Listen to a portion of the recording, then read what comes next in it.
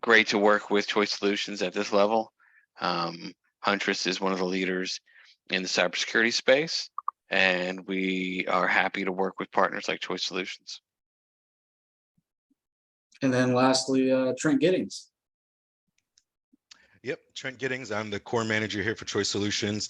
Run the gamut from different sectors in IT, healthcare IT, financial IT. Main goal for the partnership with Huntress is just bolstering our net, if you will. Having more security will never hurt anyone. Making sure that we've got a streamlined process and a partnership that will help us grow our business and take on the ongoing changes of an IT world. Awesome. Let me get the presentation rolling and get to the fun part.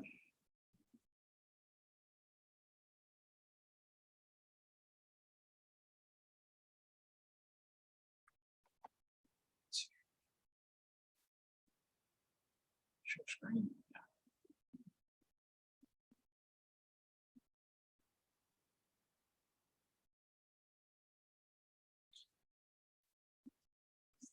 So a lot of people have asked, and especially if we've brought this product to market, why Huntress? Why? How does it supplement my stack? How does it really get into the weeds of what I need? I'm already paying for this other tool stack. How do we justify this, right? And it really comes down to the paradigm of security and how it's shifted over the last few years. We used to have a strong prevention model with AV, firewalls, bigger fences. And then what that allowed us to do is just sort of stop everything at the edge. But what we found is we had a hard outer shell, and you might have heard this term before, hard shell, soft marshmallowy center, where we didn't have a way to really detect something in the environment.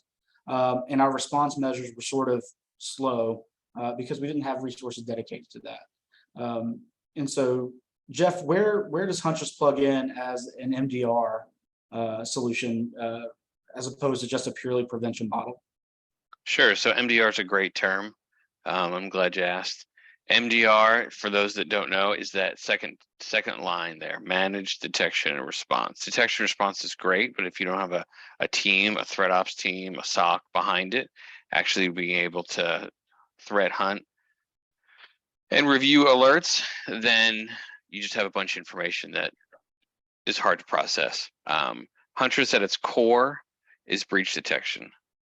I was on a webinar last week, the week before, and they did a poll, and the question was, if you're not running a product like Huntress, could you truly say that there are no footholds or persistence or current breaches in your environment?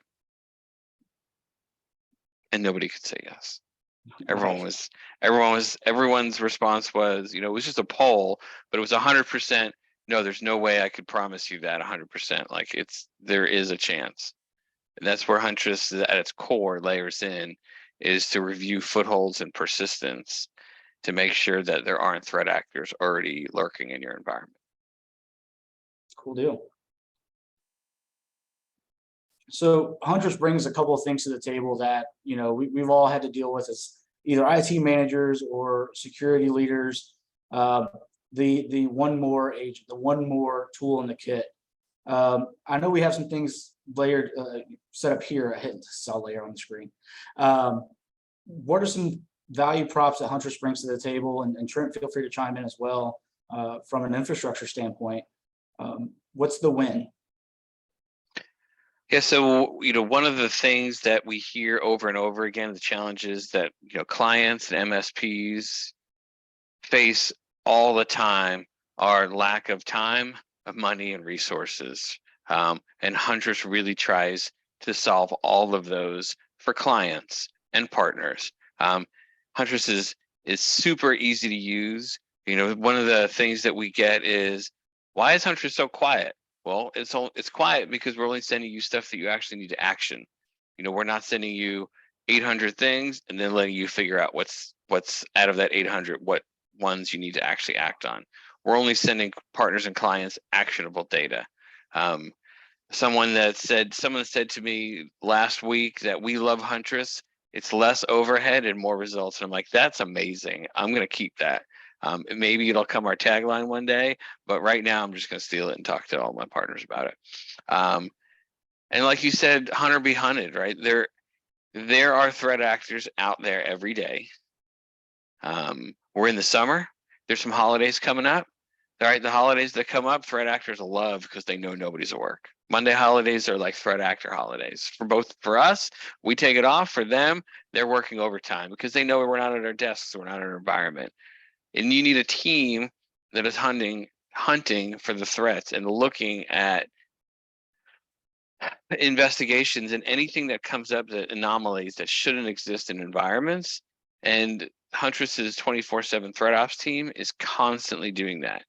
And the nice thing about Huntress's threat ops team is it is all Huntress employees. We have offices staged around the globe. We have teams in the US, we have a team in the UK, and we have a team in Australia. So we have Huntress employees at their desks 24/7 reviewing alerts.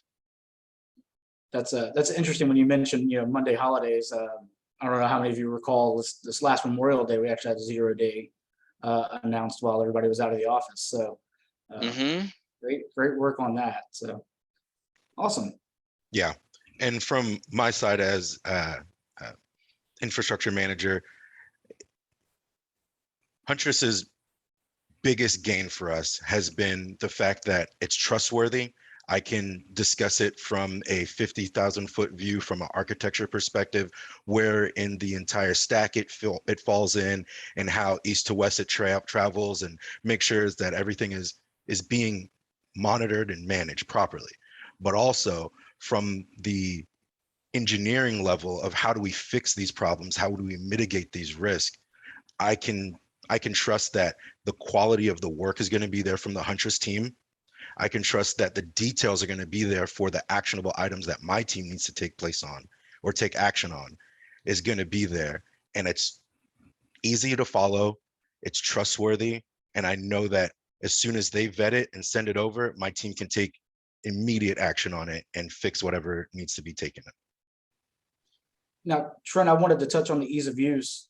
Do I need to get like a super tenured? It's hard hiring people these days. Yeah. Do I need to get like the super security guy, or No. trying to find talent? What can we touch on that for a bit? Yeah, the talent's with the Huntress team. It's a very talented team. They go through and they've vetted it out for us. There's been things where we've had multiple tools in play that some tools aren't as user friendly. It's just not as straightforward. I know that as soon as the alert pops off in one, it's popped off in Huntress, and I know that Huntress is going to give me the no jokes, no frills. These are the things that you need to do in terms that are easily digestible.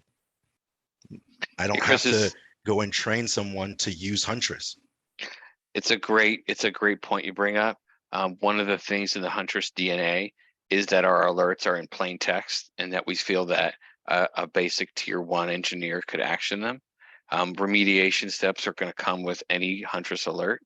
Think if you knew someone was in your house and they had broken in, but you needed an hour to figure out where they were and how to get them out. And while you're trying to figure out what room they're in and what they're taking out of your house and moving it out the front door, you got to wait. And the alarm system is like, yeah, we know there's something here, but we can't tell you where it is.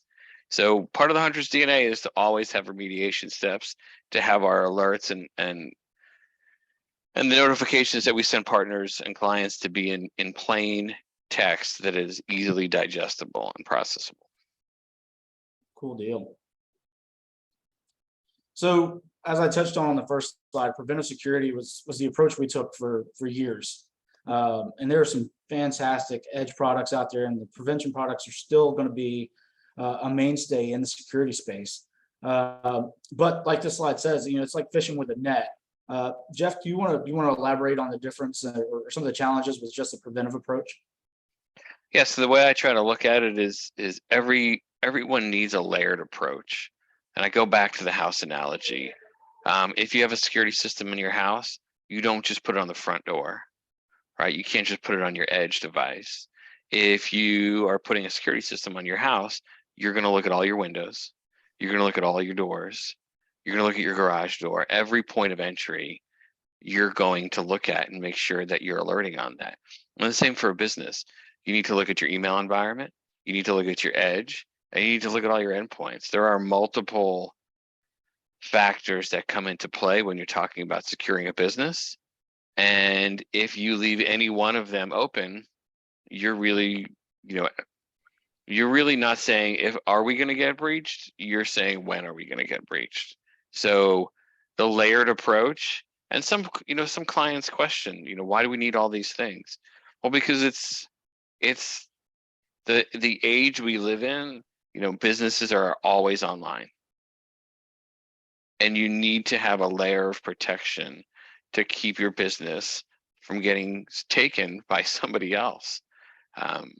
And there is a fine line where it's, you take a business and you put I would say too much security, but the good thing is everyone has trusted partners, and the trusted partners are doing vendor selection and bringing in the groups to make sure that you're making that fine line of secure, but still able to operate at a high level. Absolutely. Awesome. So one of the things that we definitely want to hit on, especially with a partner like Huntress, is where they fit in the whole framework. And this is a great display of just sort of the 5-point framework and where each tool sort of falls into play. And I know I talk to companies all the time where identity or identifies is the rough one, because maybe we don't have a solid handle on our asset inventory. We don't know where machines are. We don't know when machines are brought online. That's one area. Protection, of course, is going to be a lot of your defensive, sort of prevent defense. That includes your user awareness. I've been a big proponent for a long time that a well-educated user is our best tool in this entire stack.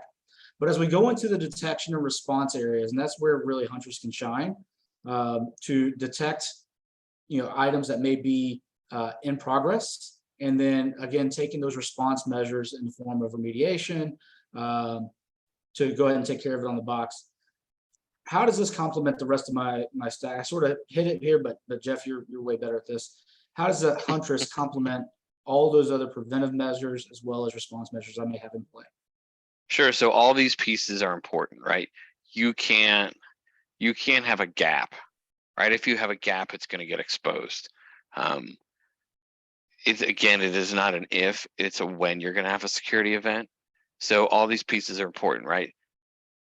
Making sure you're patched with your RMM, making sure you have a handle on where all your devices are so that all your devices have all the proper security tools, right? You could make great selections, but you don't know where all your devices are, and 3 devices don't have all the security tools on them, and now you're at risk.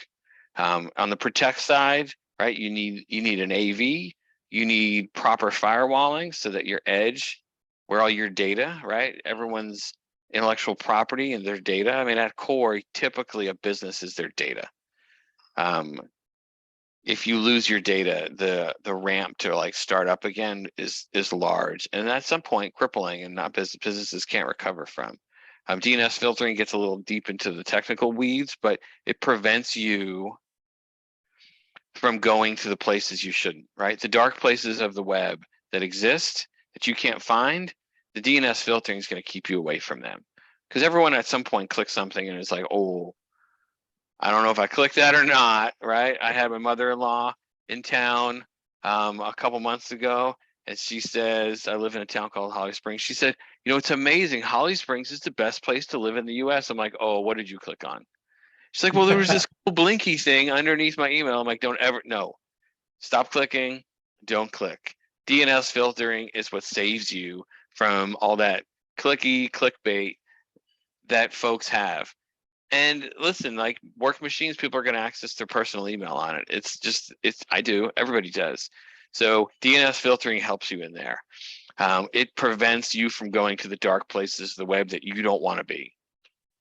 MFA is a term that a few years ago nobody really knew about, and now it is one of the most important, if not the most important thing on the protect side. Everyone lives in 365. Everybody lives at some point and touches the 365 environment. And if you don't have multi-factor protecting your edge at the 365 side, it goes back to not if, a when your mailbox is going to get scraped and your contacts are going to get used against you, or payments are going to get redirected. And you'll never know until you start arguing with your partners and saying, hey, you owe us $400,000. No, we paid you. Uh-oh, who did you pay? And I've seen it. I have answered those calls with, I think one of our partners paid $500,000 to the wrong person. Uh-oh. And it's a tough month after that. It is, and at times it's even longer than a month, but it is a tough road out of that. So multi-factor, super important. Yes, it's another layer to access certain things, but it's protecting us from ourselves. Phishing training and user training. Chris, I know you spoke about this. I can't say enough about end user training and phishing training. Phishing emails, the sending, it almost becomes a game. Do you want to click on, like, you see things and you're like, I know this is, we'll use Trent today, but I know this is Trent trying to get me. I used to have the security guy sit behind me. His name was Tyler. And I'm like, man, Tyler, I think I clicked on that thing. I wasn't me. Yeah, he's like, yeah, I got you. You can't do enough. We can build out a security suite, and Choice has, that is top notch and really does great stuff. But if your users aren't educated, there's going to be challenges. You're going to have security issues. Phishing training and user training, periodic. For some reason, the threat actors love LinkedIn. They have all the paid subscriptions and know when new people start. And those new people, they love to ask them to buy gift cards. Why? iTunes gift cards are the latest craze, but I have been on, again, too many phone calls where somebody bought $5,000 in iTunes gift cards and sent the codes out, and they're new. The worst one I saw, guys, and I'll keep it short, but the worst one is a new user had bought like multiple $1,000s worth of gift cards, sent the codes out, but by the time it was discovered that it was fake, he didn't work for the company anymore. Oh, wow. So the company was like, well, you don't work here. We're not going to pay you $2,000 because of your error. So the guy, it wasn't even the company, it was the user that was now out a couple $1,000s. So I've seen it where the company's out thousands of dollars.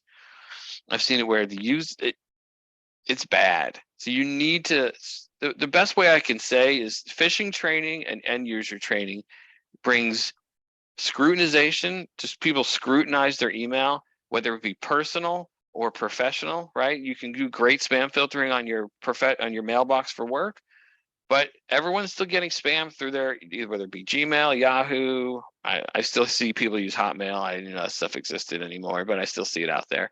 Yeah. Scrutinize your email and bring a heightened awareness to that mailbox so that you're not just clicking through stuff, that you are scrutinizing every message that comes in. Is this my CFO asking me to call him about a payment? No, it's not, right? Look at the mail, the email address that it comes from. I can't talk about email scrutinization enough. I could spend an hour on just that, but let's move on to detect, right? EDR, Huntress, SIM, right? You're going to get things past the protect side. There is no way to stay online and not have holes in the protect, right? The holes have to allow business to operate. You take your email and drop it down to like the most tightest levels, but you're just not going to get any mail, right? You can't really do business like that. So you need to have the detect. You need to have things in your environment that say, we see this is bad, you need to react, right? And that brings us to the respond piece. You need to have partners that help you when it's time to respond, so that your ramp time, again, if you thought someone had broken into your house, but let's say you were blind and you couldn't you couldn't hear, you couldn't see, and you're wandering around your house, meanwhile, they can see you, and they're taking your TV off your wall, they're taking your computer off your desk, they're taking your jewelry out of your bedroom, but you can't see them. Well, that's why Respond is important, right? You have partners that can say, I see these people, they're in your house, they're over there on that device right now, take it offline so they can't get. Right? Think about if someone broke into your house and they were in your living room, and you could take your living room and break it away from the rest of your house, and now they're stuck in your living room, they can't go anywhere. Right? Respond is important. To have a SOC, to have a group like Huntress that can help you and point you, this is the infection, this is exactly where it is, and this is how to prevent them from going anywhere else in your house. Recover, I can't talk about recover enough. Good, solid backups that are tested routinely and that have some kind of air gap in between your environment. I have talked to folks that have backups but are just USB level and they're not enterprise and they don't test them. A DR plan and a BC plan is great, but if you're not testing that thing every year, you're leaving yourself open to problems when you do pull that document out of the safe. Yeah, well, that was awesome, Jeff. I appreciate it. Well, except for the part about Hotmail. Still see it. People give me their Hotmail account. I'm like, I didn't know Hotmail still is out there. It's Outlook now, just so everybody knows. Now it's just called Outlook, but it's the same thing. I had a choice to switch to an Outlook.com address, and I said, no, I'm going to leave. Hotmail.com is going to be awesome in 15 years. Nice. Listen, we can look at recent events as well as where different tools were leveraged and how, a team like Huntress could get in, and I'll toot their horn a little bit. For those of us in the managed services area, one of the biggest things we want to protect is our remote management tools. Because of a technique we've come to call buffalo jumping, the threat actors have learned that I don't need to attack an individual organization. I can just attack maybe a managed service provider or some sort of vendor that has access to multitudes of customer environments. Huntress was on the forefront of the response to the VSA breach last year. Jeff, I'll let you touch on that a little bit, and then let's talk Exchange. Yeah, so the Kaseya breach of last year, these big events are going to continue happening over time. And one of the things that Huntress cares about and will never leave their DNA is being on the forefront of the partner community and saying, we see this is a problem for the entire community, and this is how we need to fix it. And then staying with the partners and staying with the community over time until we're on the other side. Kaseya, for those that don't know, is one of the larger platforms that MSPs use to manage their environment, manage clients' environments, to do patching, to remote into everyone's environments. And pretty much for the threat actors, it's a way to take an MSP and then get into all their clients, right? Kaseya had issues last year, and Huntress was in the forefront of, hey, this is what everyone needs to do, and helping the community and being a partner in how do we get to the other side. Yeah, that was great. I was on a couple of calls, response calls. Of course, that was after a holiday weekend as well last year. Those Monday holidays, right? Yeah. So it was, right? It was like, was it July 4th when that happened? It was the July weekend, yep. So those were great calls to be on, but that was really my first introduction to Huntress's IR guys, incident response teams, and it wasn't a sales pitch. In fact, they took a very strong stance against that. So we had some other vendors on there, and it was pretty much, hey, we're not here to ambulance chase, we're not here to sell anything. We're here to just uplift the rest of the community and help out those who've been affected. Exchange, you see it's 2022, et cetera. Exchange is it's not that it's a weak product, it's a highly targeted product though. When you look at an attacker that's going after some level of data or business intelligence, email is still the #1 form of communication in the business world. So talk about Huntress and how it was involved with the fun times last year. I want to say it was March of last yeah, so I remember, so when the exchange issue happened, I was on the MSP side.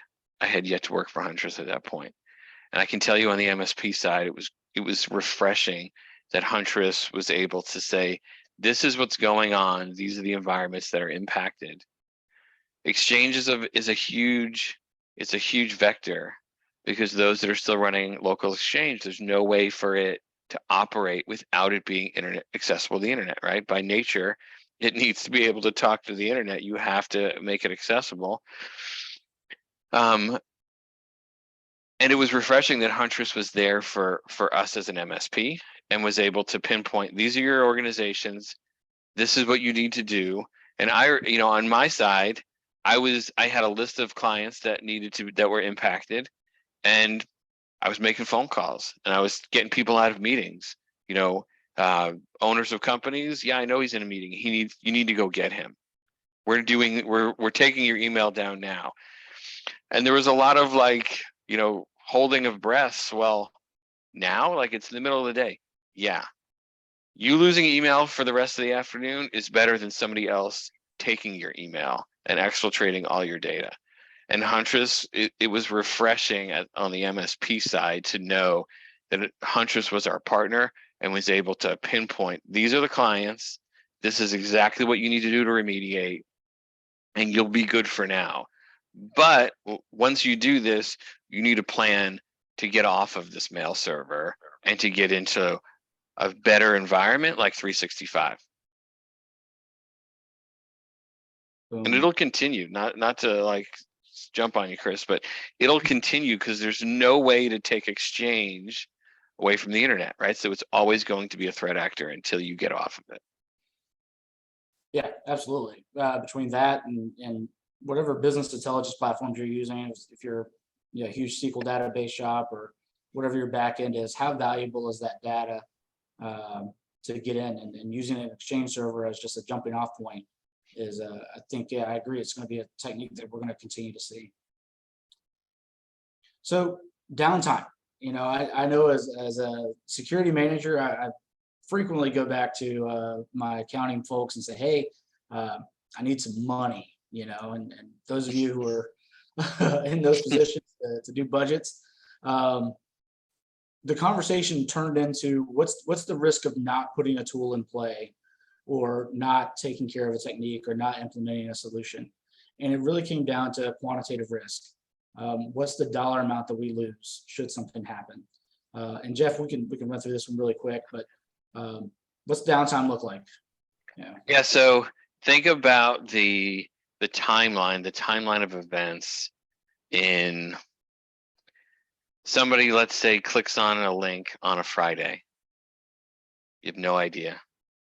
Nobody says anything.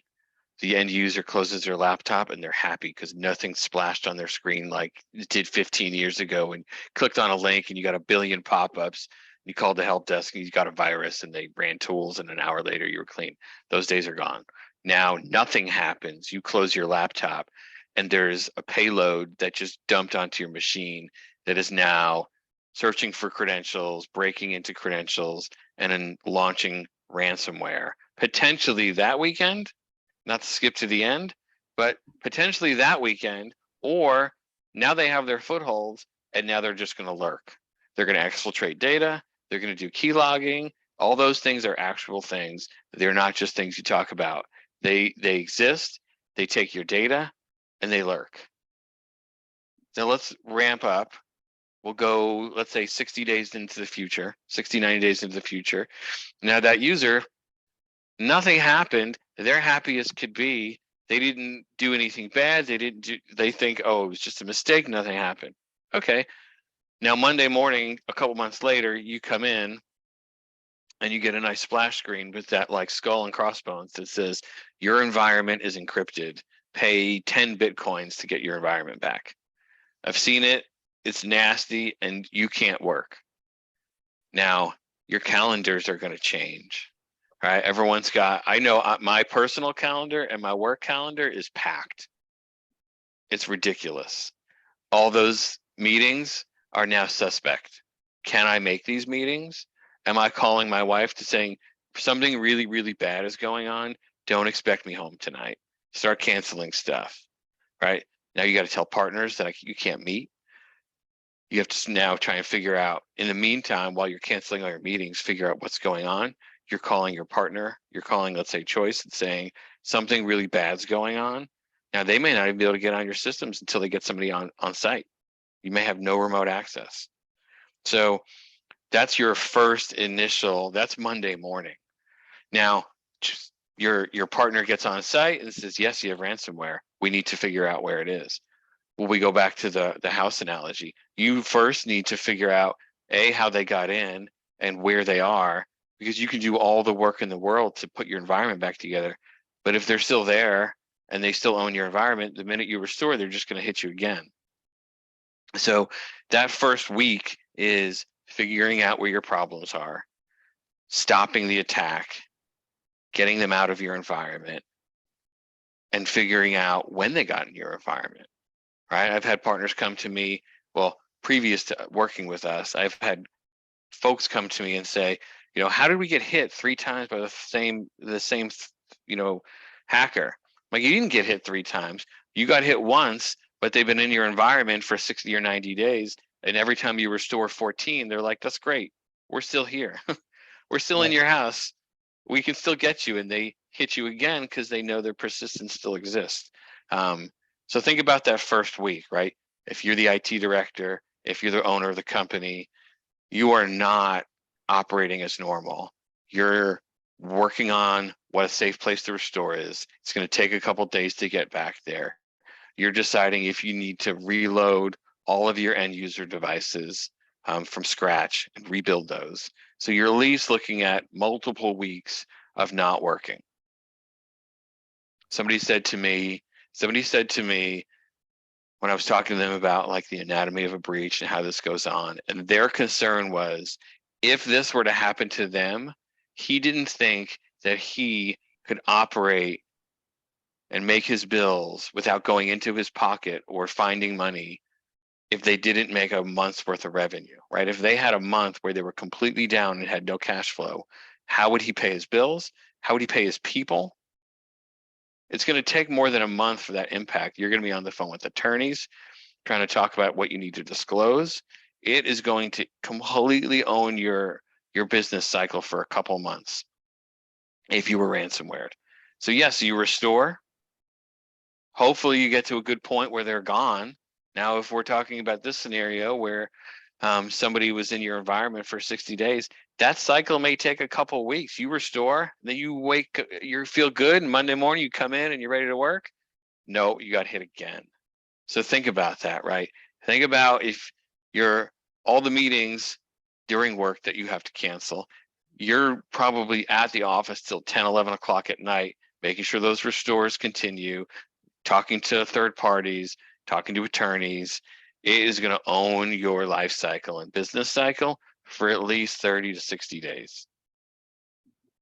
Yeah, absolutely. And throughout that entire time, expenses are still there. Now the additional expense of an IR engagement, or heaven forbid you have to deal with your cyber insurance company. So that brings in a whole different play into it. And we've got tools in play where we can actually, if you need help quantifying that, we can run that calculation. So this is, for example, a 14-hour downtime for a relatively small company, so 145 folks, and they cost $150 an hour, whether that's been payroll, overhead, all those things, and they can't do anything, but they're still showing up to work. And what does that cost look like? And I always go to the extreme measure. I remember AWS went down earlier this year. I want to say it was for half a day, and it cost them somewhere north of $7.5 million in revenue for just, or it might have been 75, wherever the decimal is, just for a few hours of downtime. So if you're especially in a service-based platform, or you're in a manufacturing platform where it's a just-in-time type system, this is a real cost to you, in addition to the cost of legal and all those other things that have to come into play. And then that's not even touching on reputational harm. I've worked with organizations that say, hey, we don't have a compliance regime, we don't have any legal requirements to do all these things, but man, if our reputation was ever tarnished in such a way because we mishandled data or there was a breach. There's a cost to that that may not be realized, immediately, but over time, that's a definitive impact. So thanks, Jeff. That's getting into the money stuff. Yeah, it hurts. Yeah. And then, for this, I'll turn it over to Jeff and Trent, but really wanting to highlight, Huntress is part of a managed solution, as part of a stack. It's complementary. I was explaining to a COO earlier this week that, I just call it the security circle of life. And it's just which slices of the pie do we want to concentrate on. So, gents, to sort of close us out, I'll turn it over to you. Yeah, talk about proactive versus reactive. Think if you only put smoke detectors in your house, oh, I think there's something on fire in our house. Let's throw up some smoke detectors, right? You don't do that. You have smoke detectors in your house in case there's a fire, right? My neighbor across the street, before I moved in, they told me their entire house burnt to the ground. The only thing that saved them was their smoke detectors screaming because it was 3 o'clock in the morning. I wish I was living here, because I probably would have just woken up listening to all the racket with the fire, because I don't sleep much. But the smoke detectors saved them. You don't put smoke detectors up during the fire. You put them up before the fire so that they alarm and alert you if there's a problem. So proactive is super, super important. The future of your security stack, it will evolve. Be patient and trust that the partner that you have will keep on developing that security stack. I equate security stacks to I'm an iPhone guy. I'm sorry, but I'm an iPhone guy. I equate security stacks to your phone, right? If the majority of folks, the phone they had 3 years ago is not in their pocket. They moved up. Even let's say the physical phone is, but the software running on it, I guarantee you've upgraded it in the last 3 years. So be patient, right? The security stack's going to evolve over time, right? There was a time way back, Chris and Trent, you guys look like you go a little back with me. There was a time when it was okay to have your RDP server ported directly to the internet. Oof, yeah. Now, if you see that, you're like, oh my God, you got to stop this. You got to do all these things, right? There was a time when it was completely acceptable to RDP to a desktop environment. And everyone was like, oh yeah, we don't need VPN. We don't need MFA on that VPN. Just port it directly to the internet. Now that's not good, right? And then it was, you got to do VPN. And then it was, you got to do, well, first it was change the port. Then it was, you got to do VPN. Now you got to do MFA on the VPN to get to the RDP server. So things evolve over time. Be patient and trust your partners that they will stay on the forefront and keep on bringing new tools and new things to that security stack to keep your environment from getting taken. Good deal. And then the last bullet is managed security services discovery. These are conversations we need to have with anybody. It's one of those things that as we improve as a community in security, everybody sort of gets better. But the other thing with choice too is we want to make sure that that's fully integrated with a full managed services option. Not that security is a separate product, but we want it to be a fully comprehensive product that the folks maintaining your firmware and infrastructure are also providing that eye and those other security services as well. Trent, do you? Yeah. Sorry. No, yeah, sorry. I completely understand where you're coming from. Just to piggyback off of what you're saying, I was speaking to a security guy, security professional, I think he is. Security starts with the person. It's not just what tools you're having there. I mean, to go back to what Jeff was saying as well, you have to make sure that your end users are trained properly. That's one of the reasons we have, from our perspective, we have Huntress everywhere. Why not have the smoke alarms in every room? Why not make sure that you're secured across the board and prepared for, in this world, the inevitable? There's always a bad actor trying to get in somewhere. It's best to be prepared. Prepare your endpoints, prepare your end users, get something that is proactive, get something that is going to be truly of use and not just another item in the stack. get something where you're going to get real benefit and see results. Right. And I'll pick on you because I know you're a Florida guy, but the best analogy I've talked about with security problems and ransomware is, in Florida, and I'm an East Coast guy originally, and we prepare for hurricanes. We know they're coming. We know they're going to be destructive. We know that we really want the Waffle House to stay open because that's how FEMA okay. So we board up, we prepare. And it's the same thing with ransomware. We know it's coming. So what do we do to detect it and sort of limit the splash zone that happens and then recover in the most efficient manner? We talk about recovery points and recovery time objectives. We want to shorten that cycle in a security event. That way we can get you back on your feet. So just think about that. And as we approach a defense in depth type strategy, understand that's boarding up the windows, it's sandbagging doors, that's preparing for the storm that's at the doorstep. So looking forward to having conversations with a lot of you and sort of continuing our partnership. I'll turn it back over to our marketing team, and thank you all. Yes, thanks everybody. We appreciate your time. So we're right at 10:45 Central on the dot. So I want to be respectful of that. But thanks again. If you need any help or have any questions, just feel free to reach out. I think once I hit end, there should be a short survey so you can quickly reach out to us if you have questions or want to get started with one of our managed offerings or with Huntress. So thanks again, Trent, Watson, and Jeff. We really appreciate it. Have a great day. Thank you, folks. Thanks for having me. Thank you.